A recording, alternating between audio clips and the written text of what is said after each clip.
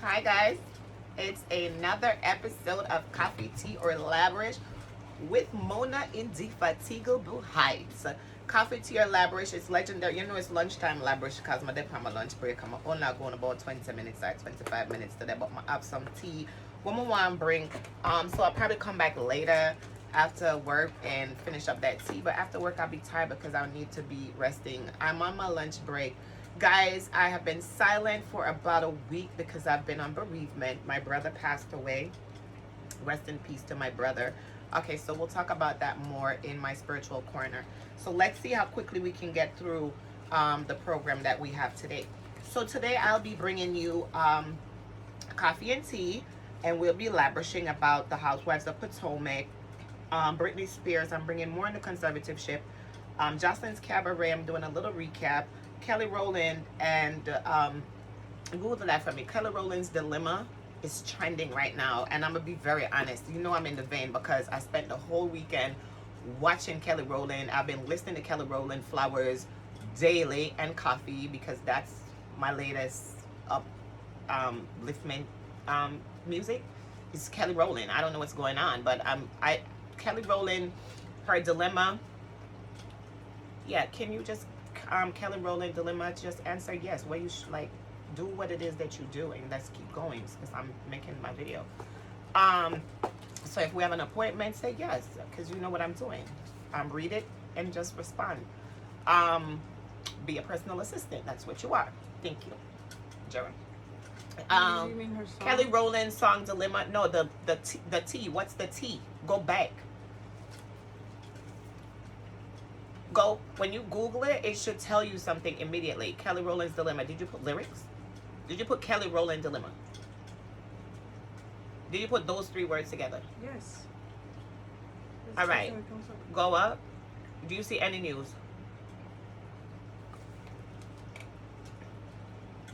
What's the news? Nelly and Kelly Rowland's Dilemma hit. Okay, can you hit that for me? Because that's the T.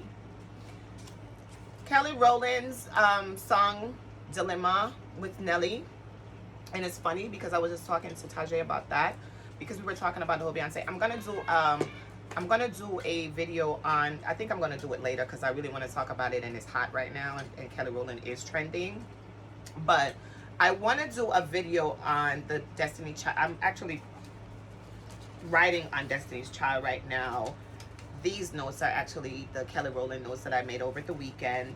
And so we're going to touch Kelly Rowland, we're going to touch her song Dilemma, and we're going to touch a little bit of Erica Mena, Shensia, Married to Medicine, and Sherry Shepherd, and also Trick Daddy. So let's go right into it.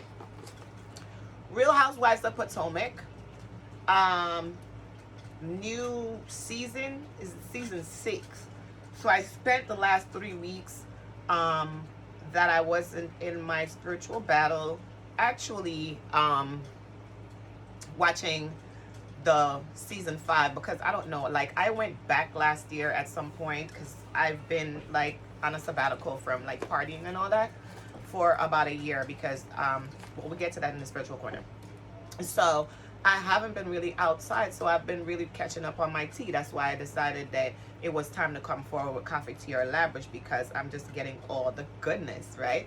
So I decided that I was gonna watch The Real Housewives of Potomac back to season 1 and come forward. So I've actually been doing that in the past year. So in the middle of season 5, I stopped watching it. I don't know why. I took the last 3 weeks to watch it again because yesterday Sunday was the first episode of season 6. All right, so new cast member is Mia, and she brings the controversy, honey. I am liking Mia a lot because Mia don't have no problem telling you what kind of work she done did to her body. She has no problem telling you how it is, and she has no problem telling you what's what. And I'm gonna love her. Like, that bitch popping. Yes, sis is popping. All right, so I was dying to see the new season of Real Housewives of Potomac only because Ashley's whole beard relationship is a mess to me. I don't understand if Ashley signed up to be a beard for the entire lifetime of Real Housewives of Potomac or what. I don't even think Michael Darby lives in the house with Ashley Darby. I think Michael Darby comes to the house, to that apartment, when they're gonna film. Michael doesn't live there. Michael already said that he has a girlfriend, a boyfriend, and a wife.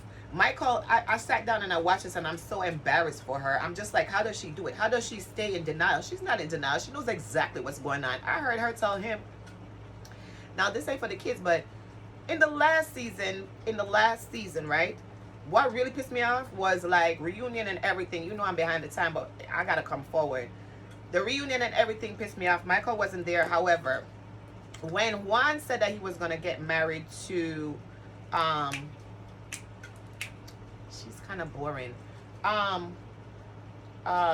Juan's ex-wife, Potomac, Housewives of Potomac. Juan, I forgot her ex-wife, fiance. They lived together 15, 20 years. She didn't take anybody want. She sit on like she good too. She's a beard. What's her name? Her. Robin? Robin. Robin what? Robin. Robin Dixon. is a Dixon. Right. Juan Dixon's ex-wife, fiance, baby mother. She's a beard. Something ain't right. Something ain't right. Something ain't right. In the last episode of the season, Juan was supposed to propose to Robin, and he did. However, Michael, who has been saying that he would suck Juan sausage, that he really likes Juan, and that he and Juan has a special relationship, decided that Juan was not going to propose to Ashley.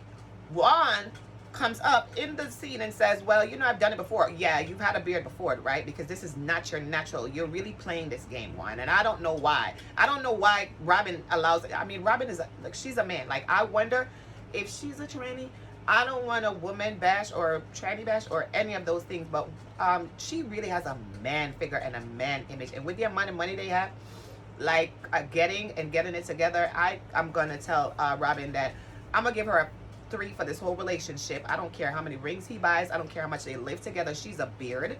And Michael says that they have a special relationship, and he knew Juan wasn't going to get married to her. And then he had the nerve to say, oh, let's go to Vegas for the bachelor party, just me and you alone. These little innuendos, these little side comments and all that, I'm not feeling the fire from Michael or Juan.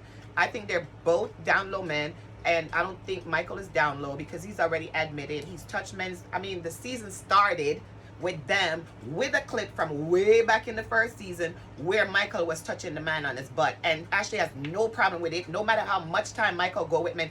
In the meantime, Ashley says to Michael in the last episode of season 5, she's like, oh, how do you know he's not going to marry Robin? How do you know he's not going to propose? He's like, oh, I'm not telling you, you know. She's like, do I grow a D-I-C-K and then you tell me? And I'm just like, oh, okay, Ashley, you know your man is down low. You signed up for this. You negotiate every time he cheats. You negotiate your prenup, post-nup, nuptial agreement every time he cheats. That means you have signed up and you have signed a contract for this relationship. And I'm over you. Ashley, I'm going to give you a 3. You and Robin get the same 3 for the relationship because your men are boyfriends and you are the bears and you clearly know this and you have chosen this lifestyle. That's it for Real Housewives of Potomac. Other than the fact that Giselle and Jamal Bryant, I don't know what they're doing. I don't know where they're going. It's not working out. She's already letting us know at the beginning of the season, like, she needs some time by herself. Like, she definitely needs to break, okay? Now, here go, damn. The Grand Dame of Housewives of Potomac. It's too many names. It's too many reality shows. It's too much tea. The Grand Dame is actually my favorite. Karen Huger comes in and she says, you know, what's her name? Giselle comes in like she gonna tell the tea. Giselle, remember, you was silent as F-U-C-K on reunion day when Monique, I already got Karen's name, when Monique pulled out that binder. That is the binder from hell, okay? That is the gossip binder from hell because Monique is ghetto and she knows where to get the ghetto news. And that's exactly how that goes, okay? Now, all of the news that was in the binder is in Karen Huger's head. Bruh, the shade is about to come up and out. And it's going to be 96 degrees. It's going to be 120 degrees. It's going to be 200 degrees in the shade because it's going to be hot as fuck when, okay, Karen Huger starts to reveal all this stuff and Giselle thinks she has something on Karen. Oh God, this is about to be the season from, you guessed it, hell. All right. And for those three, I think that's it. Yes. Now, I wanted to also talk about Joseline's Cabaret was the final episode, and we are waiting for the reunion with bated breath. Joseline's Cabaret was good. It was awesome. It was their performance was good. I mean, she said it's a cabaret, but it looked like she has strippers same way to me. Joseline's stripper show. Joseline's still stripping. The scene with the girls is really good because it doesn't make her just look like a stripper. It looks like a show. It looks like something that she can go forward with. And she already got the green light for season 3. I'm excited. The winner of the season was Chanel. Joseline is going to have a hard time at the reunion because she be talking about these females so bad. She be giving these bitches she give it to them. Not to mention that we already know, like, I'm going to just pop tea at the Zeus Network. We already know that those girls ain't get paid to come sit in their house for that week.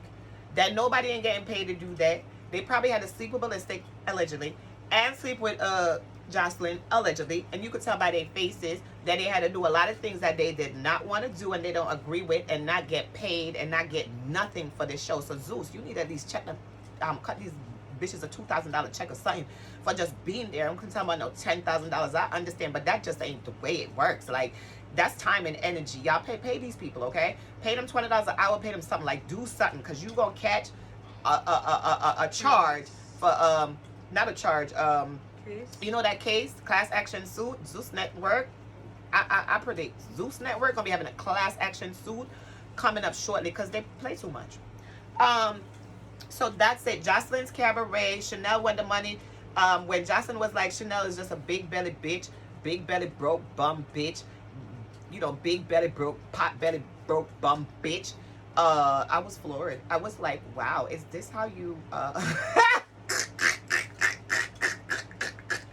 Joseline was mad to give up the $10,000. Joseline was mad to have a winner. Joseline was mad to have to crown somebody. Joseline was mad as fuck. And I'm like, Joseline, why? I know that you want to perform by yourself. Do it like it might be day. Do it like it's my B-Day. Baby, do it like it's my B-Day. Boy, you been tripping on me. Ha, ha. Do what you... This the girls. But you been tripping on me. Do it like me. Do it like my B-Day. Do it like my... No, what you saying? It's a lot. I don't watch that scene 100 times. Y'all don't laugh at me. I'm trying my shit now. I need more space, but we gonna get it, and then y'all gonna be able to see. Cause I'm gonna do my Actually, that's what I'm gonna do.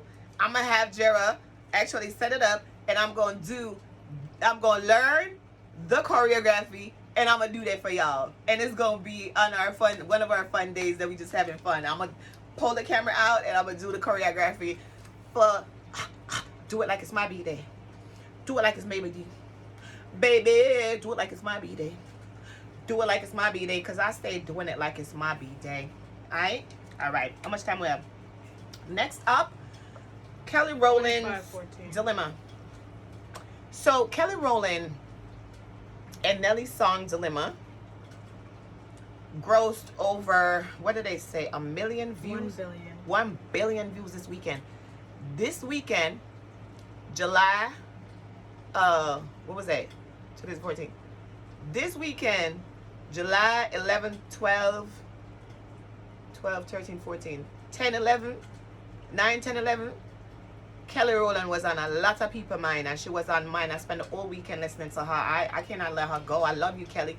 Kelly, I'm going to go into how they have Beyonce using your voice, allegedly, and how you just been, like, the foster child from, like, the underdog, and how we rise up. And I'm gonna talk about that, but that's not the time. Get it, $12.95. Get it. So, I'm just giving a shout out to Kelly Rowland. I want to give an immense shout out to Kelly Rowland. I have some notes that I want to talk about, but I don't have enough time because I'm actually going back to lunch. in 15 minutes. From lunch in 15 minutes. 14. So with Kelly, all right, I don't know, I don't want to do it like that, but big up Kelly Rowland's Flowers on my playlist. Big up Coffee on my playlist. Coffee, I play it like 100 times because it's just my mood lifter. It just does that for me when she says, wish we could lay up. You wanna labor. Wish we could lay up soon as we wake up. Wish we could lay up. Still stock up, pay up. You wanna labor. Yes. Coffee is not even it for me. It's stopping in the middle of my video. I'm so aggravated. Like, tomorrow I get my new phone. Like, it's just like everything is just against me. Like, I told her, like, I'm using her phone. I bought my daughter iPhone 11 so that she got her iPhone 11. And I've been waiting to buy my own phone. And I use her phone for my videos. And, like, it's just like I feel like I have no help in this. Like, I'm by myself. They don't believe in my destiny. They don't believe in the truth of where I'm going. And it's, like, hurting me. Because it's like everybody else who says, you know, you are not this and you are not that. And let me just go into my spiritual corner because the minutes that I have. Guys, I haven't been here because I've been on bereavement. My brother passed away. I haven't seen my brother for 18 years. And the last time I saw him, I was at my sister's funeral. And I hadn't seen her in like 8 years. So, not 8 years, maybe 3 years. But, yeah. So I had to take some time and I had to process. I had to process the emotions and the feelings. And I had to process, you know, all of the things that, you know, I've experienced since I came to this country 26 years ago. You know, there was times when I felt so alone because I separated myself from my family. I always told myself I separated myself from my family because of the lack of love and the lack of unity and the lack of open arms that I never received as someone who didn't know them from anywhere. And so I just, you know, moved on to, you know, and made my friends my family. I love my friends, you know, more than anything else. And it's not about just my family. On my paternal side, when I came to America 26 years ago, I went to that area for 5 years, and it's not, it wasn't enough for me. It just was not. It's too small. It's too many people of the same, and it's not my type of lifestyle because I was raised as an only child for 10 years, and you know, I was really close to my mom one-on-one, and you know, it broke me. Like, coming to America, it did break me, but I decided I would never let anything break me. And when I left, I decided I would never go back. So that's something that I thank myself for. Did I decide these things on my own? I don't know. But the way that I was treated, the experiences that I had, and the people that I was around, none of it was attractive or appealing enough to last my lifetime. Okay?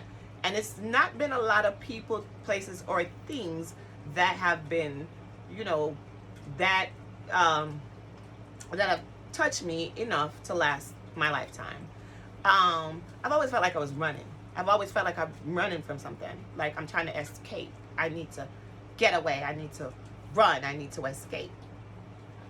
After becoming baptized and giving my life to God, and you know, exploring my Christianity, and then just having some disillusions and moving into a wider terminology of spirituality, not just Christianity, going above and transcending my own beliefs, my doubts, and my negativities.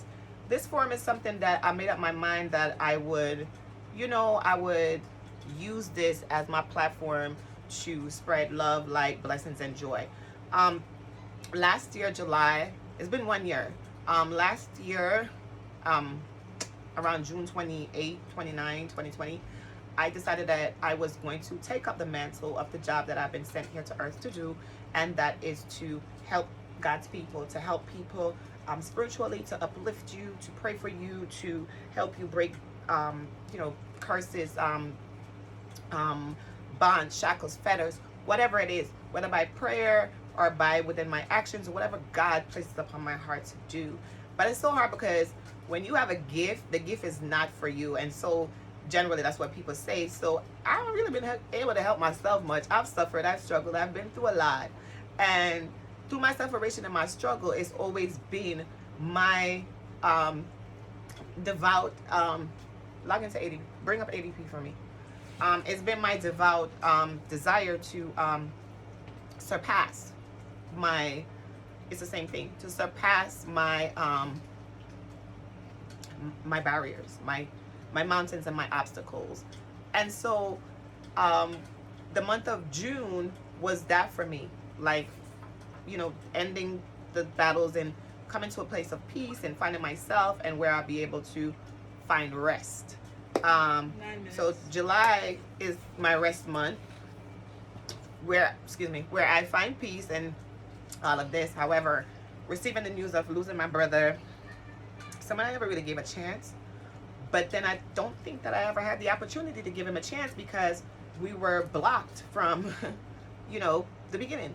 And so it hurts. It hurts me a lot. It hurts me to see him go. It hurts. And I pray for his mortal soul and that his soul will return to the essence of our ancestors, because that's where it is. It's a black hole with the essence of our ancestors, and we go in there and we join with them, and then we come back out, whoever it is, as someone else. I have been placed on this journey since birth. There is no way to stop the trajectory of my life to my destiny. So whatever is a deterrent to that destiny is going to be removed. It may take some time, but it's going to go. And so therefore there's pain, there's grief. I have other battles that I'm fighting, and I'm trying to gain my strength, and I'm coming back to you. So I just figured I would just come in and give you like a little half an hour, 10 minutes. I don't do like really funerals, but I do have my own spiritual way of saying goodbye to my ancestors and those that I love. So I definitely have taken the days to do that, and to spread the confusion and the chaos that was coming at me, because I am the type of person that the Bible tells you that the Lord speaks to you once or twice at night in your dreams, but when some things happen, he speaks to me all night long, and I'm processing through my sleep, and I'm thinking through my sleep, and I can get no rest. So I'm praying for peace this month. I'm praying that I can process, I can push everything to the side, and I can move into the destiny of what I've chosen. July 4th, 2020, I passed out in the middle of the street because I said that I was going to take up the mantle and do this work on June 28th, and actually I got up on July 4th, and I said I was going to start July 4th, and I got up July 4th, and I said, it's a party day. Today's July 4th. I should go party. And I left my home to go to the store to buy an outfit to wear to the party. And when I got to the store, I had to run out, and I passed out in the middle of the ground. I was bloody, I was bleeding, and I had to go to the hospital. It was a lot of strangers around me, and I felt embarrassed and ashamed, and never wanted to feel like that again. I definitely don't want that to happen to me while I'm in somebody's dance. So I decided that I would take the initiative and move forward into the spiritual work that I've been sent here to do. It's been 1 year. I've been in my home. I do not party anymore. I have destined my life to this job. I have destined my life to this work, and I have given my all. I have made the sacrifice of everything that pulls me away from where I am supposed to be. And now we're in the process of restoring me. We're in the process of resurrecting me. For those who have buried me did not understand that I needed to be planted. I needed to be rooted and grounded in great things and great works. There is no way to stop what destiny has started. And so therefore I do say, thank you for listening. I love you. I pray peace, joy, love, and blessings all over you. I give you the peace and the joy and the happiness and the blessing that I receive, and I share it with you. I manifest it into the universe. I say ashe, ashe, ashe, ashe. Thank you for listening. Thank you for giving me your time, your energy, and your love. As always, I am Mona, indefatigable eyes. Yeah, indefatigable, timeless, tireless, unstoppable, non-stopping, going and going. Greatness, nah stop, nah run, nah itch. Mona Heights, winner itch, winner itch, winner itch. One thing with me: unstoppable, timeless, tireless, Mona, indefatigable, heights, unbreakable, moving into the heights of glory. And I am the one who went from glory to glory to glory in his name. And I am the one who went from everlasting to everlasting to everlasting. So suicide couldn't break me. Their guns and their bullets and their knives couldn't kill me. Okay? It has to be designed by God Almighty to take me out and take me down. And I decree and declare the same blessing over you. The enemy cannot break you, and they cannot break your mind. I come against mind regulating spirits. I come against whispering spirits, and I come against the hands and the spiritual senses of the enemies in our lives. And I break their hold and I tear it down. And I decree and I declare that there is no weapon formed against us that shall prosper, and every tongue that rises in judgment is already condemned. I call for the blood of Jesus, and I send arrows to the enemy. Backfire! Backfire! Backfire! In the mighty name of Jesus, we call it done and we say amen. I love you. Lunchtime Lavish is over. Good day.